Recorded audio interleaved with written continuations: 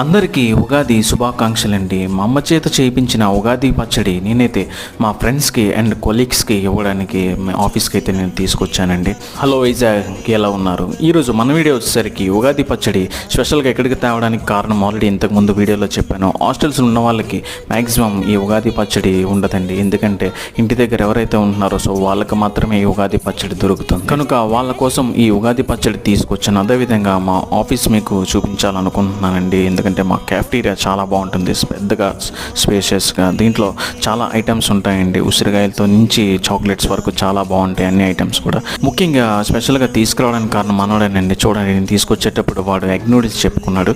So మా office అయితే night time మీకు కలకలలాడిపోతుందండి, ఎందుకంటే క్యాఫ్టీరియా అంత పెద్దగా ఉంటుంది. సో ఉగాది పచ్చడి ఆల్రెడీ తినే ఉంటారు. అదేవిధంగా మా అమ్మ చేసిన టమాటీ పచ్చడి కూడా నేను తీసుకొచ్చాను. సో వాళ్ళకైతే ఇచ్చానండి, చాలా బాగుందన్నారు. నెక్స్ట్ వీడియోతో మళ్ళీ కలుద్దాం. హ్యాపీ ఉగాది.